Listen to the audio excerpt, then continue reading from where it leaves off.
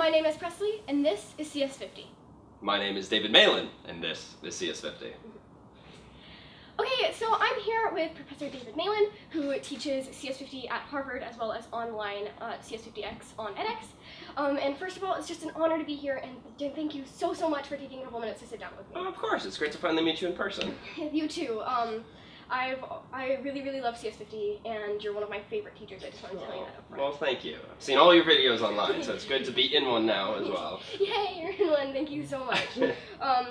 So you mentioned that you started taking computer science in your sophomore year with CS50. Correct. And I was wondering if you really had an aha moment that made you realize that CS was for you. Yeah, I always describe it as the homeworks, which at the time I think were handed out on like a Friday morning, and the fact that I genuinely looked forward on Friday nights to going back to my dorm room and having maybe some dinner and then focusing the entire night on doing homework, for me that was like this aha sign, like surely this is the field for me if like homework is actually fun now. Yeah, it's actually fun. And are those P-sets now? They are, yeah. We pretty much have the same rhythm now, and just as of yesterday we were looking at our data. I can tell you that about 5% of CS50 students start their homework on a Friday, and 5% on a Saturday, 5% on a Sunday, and then many more as the deadline gets closer. As the deadline gets closer, you're like, oh heck, I have to do it! So what would you have said all the way back then if someone told you that you would be teaching CS50 in front of thousands of people? Oh, certainly wouldn't have believed them. I didn't really have a plan in mind, I would say, and had I not sort of happened into this opportunity of teaching CS50 some 10 years ago now, I'm not sure I know what I would be doing at this point, but it's ended up being this dream job, and it was indeed 10 years ago that my former advisor, the former instructor of CS50, changed roles at Harvard, and so there was this opening, this opportunity to teach CS50 for just 1 year. I was supposed to be filling in, and 9 more years later, I'm still at the helm. We're very lucky that you took that opportunity and now you're teaching CS50. Oh, well, thank you. Yeah, no, it's been really special. I mean, beyond the college class here, which has been around for some 30 or so years now, the course's audience has certainly been growing to include students at the high school level, the younger than high school, older than high school with our CS50X audience, so it's been great meeting people from literally all over the world. Yeah, it seems really cool because there are countless people taking the course online, and I was actually kind of wondering, there's a lot of online courses that I've taken where they take the traditional classroom material and they just upload it online and expect you to kind of find out what to do with it. And I was wondering what you think makes a good online course. Yeah, I mean, everything we do in the class we make sure is available online, and it's not as an afterthought, it is by design, so it's uploaded the day of or even the day before we actually have the class. And it was a very conscious decision, I would say, it was like 2008 or 2009, which at the time we'd been posting all the materials online as open courseware, so to speak, inspired by MIT with PDFs of problem sets and quizzes and so forth. But it was a very passive experience, I think, for students, whereby they would have to your point, sort of figure out what to do because they didn't have accounts on the Linux systems that we were using on campus, the same access that the Harvard students had. So we released the so-called CS50 appliance, a downloadable piece of software that actually gave students at home and online an environment exactly like the environment Harvard students long had, and that was pretty game-changing and enabling, I would say. And you kind of teach CS50 now like it's an online course, even when it's in person. And I just think that's a really cool thing, and I was wondering like how you do that, how you teach it like an online course. Yeah, I think we don't describe it as an online course per se, even though it's obviously available online. I mean, we really leverage each medium for what it's good at, both in person and online. So for instance, we all decided after much discussion and much review of data and feedback from students over the past couple of years that the reality is that most students prefer to, it seems, watch the course's lectures online. And we know this just from historical attendance trends, which have been trending downward, but the number of students watching the material online at the college here at Harvard has been trending upward, such that by the end of last year, we had only maybe 15% of students physically attending in person, but as many as 85% of students would be attending or watching online. So this suggested to us that we should really be optimizing for the common case here and creating as good of a digital experience for our on-campus and off-campus students. And so that's why this year especially we started pre-producing more of the course's material and putting the course's lectures online even earlier for the college students, and then really investing more heavily in the human component on campus of office hours, as we call them, and sections and opportunities really for students here at the college to have support around the clock. And that's, I think, a better use of human resources. And I really love the staff that does like the office hours and the videos and shorts on CS50. And I was wondering like what you look for in a person to bring them onto your team as Yeah. 50 staff. I mean, definitely personality is a big part of it. Someone that we think would be empathetic to students, ideally someone who's taken the course or something quite like it so that they know what students, especially those less comfortable, are going through. And we've been, certainly in recent years, also wanted to cultivate some personalities online. So people that you ideally want to meet at some point. And so now we have not only Zamila, who's been with us now for years, but Rob, who leads the postmortems, and Doug, who leads some of our shorts or sections, as well as a number of the other faces and personalities that you see in the videos. And so we try to pick people who are, I mean, amazing teachers, but also very empathetic, someone to whom you'd feel comfortable sort of admitting, I don't understand what's going on here, because there's no need to struggle unnecessarily, and we want our team to be approachable. Yes, and they definitely do a really great job. I don't know how many times I've watched their video with Zamila. Oh, that's great. She is everywhere. Click. It's amazing at office hours, which are these one-on-one opportunities for help on campus. It's fascinating walking around like the dining hall or the library when students are working on their PSET, because like Zamila's face is on like half of the laptops in the room, talking away as she leads the walkthroughs. So I noticed that you bring students up on stage for examples a lot, and I was wondering, how in the world do you remember everyone's names? It seems magic. I don't. So if you ever see me refer to a student as, whoa, maybe number 2 should move into this location, that's because I've forgotten who number 2 is. And that's, it's helpful, therefore, that when we sort things, they're numerically done. I don't always remember, to be honest, and it's embarrassing because whether you have 10 eyes or 800 eyes kind of staring down at you, it's a little intimidating. And a little dirty secret too, anytime we do arithmetic in class, not my strength, in front of lots and lots of eyes, so when we've done like the self-counting, where students might stand up in the lecture hall, everyone takes on the number 1, and then you pair off with someone and iteratively count, I have embarrassed myself far too many times by sort of hearing, oh, I should add this number and this number and this one from people in the audience, and I can't do arithmetic with hundreds of people watching me. So now I have a very nice widescreen calculator, so it looks like I'm really just being very methodical, but the reality is I don't want to embarrass myself. Yeah, but it still seems miraculous that you still can remember some names, because I can't remember names of people I just met when it's David. just them. Nice to meet you. Nice to meet you. But yeah, it just seems still like you'll still know some people's names. Yeah, no, it takes time and reinforcement, and honestly, it's a lot of the Facebook, for instance, with our online students has really helped, because years ago we certainly always had email and other tools for communicating with our online Harvard Extension School students and then later our edX students, but the fact that we have these really large communities on Facebook means that I get information pushed at me with people's faces and what they had for dinner and who they're friendly with, and it just kind of creates in your mind a recollection, I think, of who people are, and it's not just screen names anymore, it really is their full names and their photos, and that's helped, I think, create all the more of a memorable community. Yeah. The community in CS50 is absolutely amazing, and the CS50 forums are so helpful. Oh, good. And we were talking about a little bit earlier that you kind of structure the course to make you guys have to go around and look for extra information. The lectures have like the core, the necessary information to have, and then you have to go out and find like an arbitrary thing, and you have to find all these different pieces of information to be able to finish the PSET. You can't just finish it from the lecture, and I was wondering if you were doing that on purpose.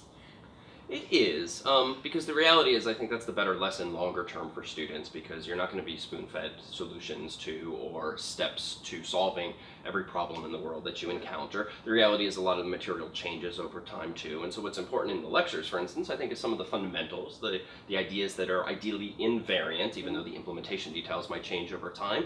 And indeed, this is why through the final project, for instance, we pretty much take off the last of CS50's training wheels, and while students are encouraged to like use problem set 7 or problem set 8's distribution code that the course gives them, like the reality is that is like the last I think set of training wheels we provide to students, because we want them upon finishing CS50 not to wait for some next PDF to be handed to them that specifies some project to be built, so that they can go off on their own and feel like they can stand on their own 2 feet. So it's definitely by design, even though the flip side is I think there's a lot of students who find it frustrating because you think that you should be getting everything from the course's lectures or sections, but I think we'd be doing a longer term disservice, even though it's a short term stressor for many.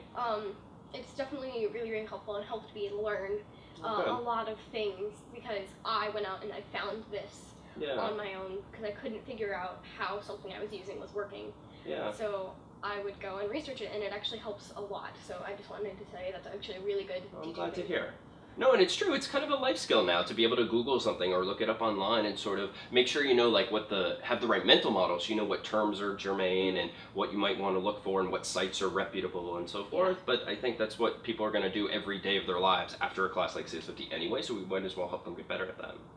So this is my binary bracelet that says CS50 X on it. That's amazing. And I was wanting to talk a little bit about like necessary and arbitrary things, where it's necessary that you have a mapping for A from a number or from some binary, but it's arbitrary what that actually is. So this could mean anything, really. It could be like, what would it be, like 67? It technically says like a 67 on it, but and that means C in ASCII mapping, but it can mean something completely else on a different computer. Yeah, absolutely. And I just think it was a good example and something good to bring up. And this comes up in class, actually, and one of the reasons I tend to sort of like downplay certain specifics is because they're just not intellectually interesting. And I will often say, especially in the early weeks of CS50, or reassure students that some humans arbitrarily but consistently do the following because the particulars are not such a big deal. And whether or not you remember that 65 is capital A, I mean, is a Googleable answer. But so long as you know that there is some fixed deterministic point at which you start counting or which you start lettering, that's, I think, the important takeaway. Yeah, it's a really good thing to know because it changes between languages. Like every language probably has a print function, but whether that's printf or something else, it's still it's arbitrary what that function is. Yeah, agreed. You can still go look out and find it.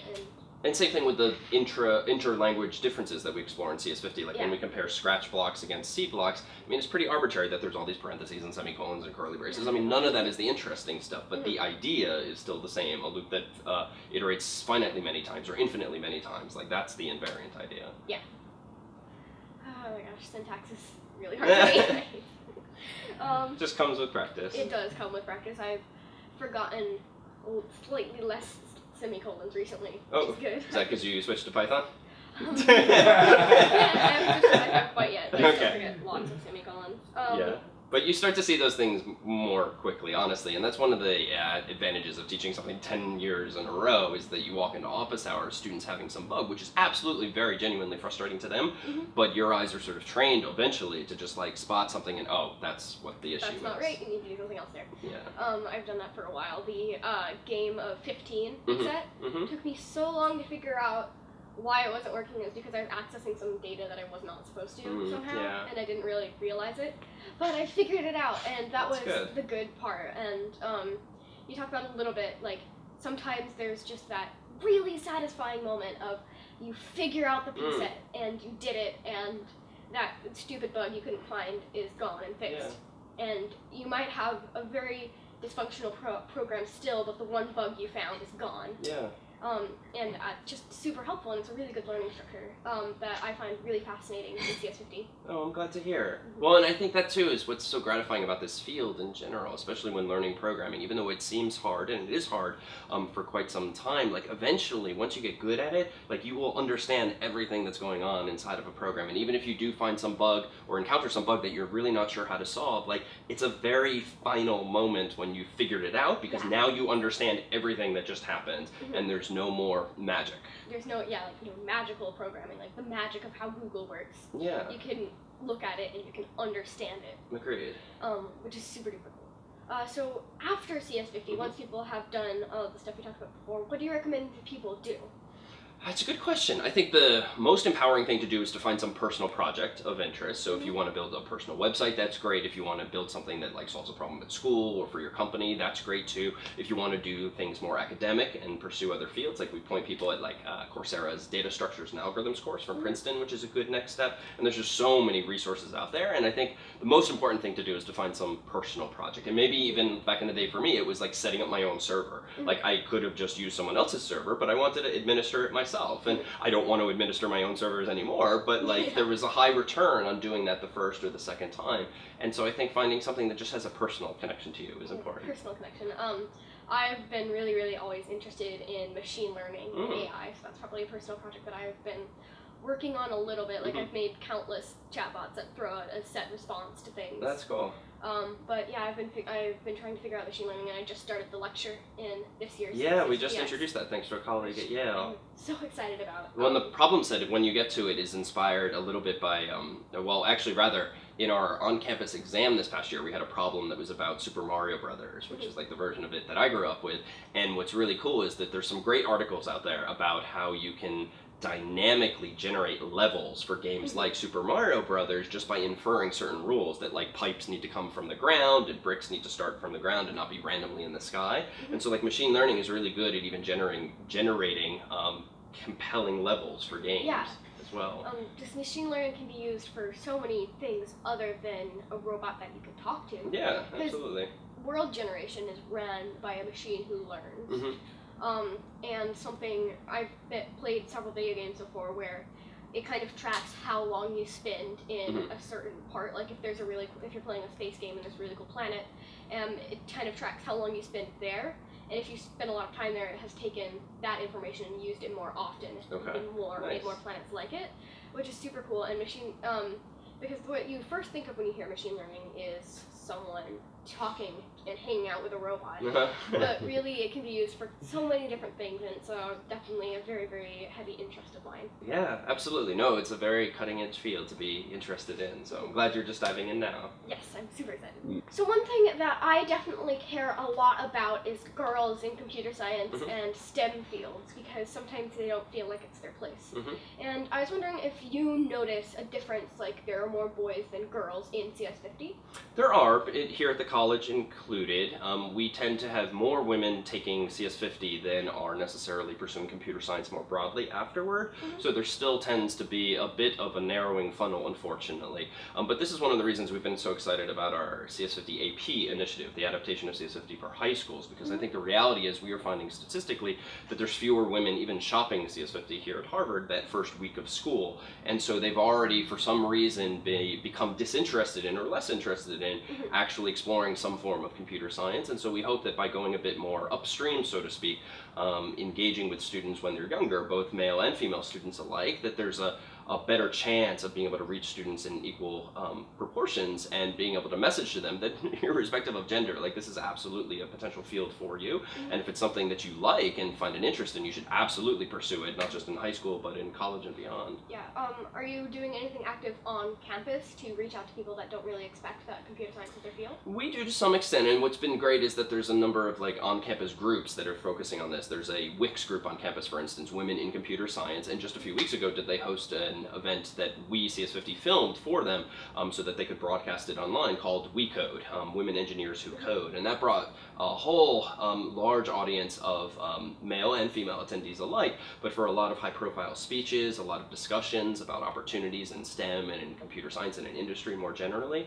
So I think we're seeing more and more of that on campus and even online too, where do we take care to message that CS50, for instance, as well as we hope CS more generally, is absolutely a field that's accessible to anyone who might take an interest. CS is definitely a thing that especially our generation who were raised on computers and just used them their entire lives. It's something that we should all be able to go into and not feel discouraged. Yeah, no, I think, and that's a big difference. Even when I was growing up, I mean, computing, one, you were a geek, and you were not popular if you were using computers, and even that has kind of changed more broadly in that, like, every kid today uses social media in some form or apps on their phone or their laptop or desktop. But it was also very much a boys' thing, too, in my day, even more so. So I think we're seeing change, not as fast as might be ideal, but it's fortunately been changing for the better in the past many years alone. Yeah, and there's also a really cool foundation called the Gina Davis Foundation, and its catchphrase is, if you can see it, if she can see it, she can be it. And I think it's really, really important for you, like it might have been a subconscious decision, but to have Zamila be kind of the face of the shorts, is because she is a girl and she codes and she's really smart. And I think it's just such an amazing thing for people to be able to see that, for little girls to see. That's Zamila, she can code, so I can code too. Yeah, I agree.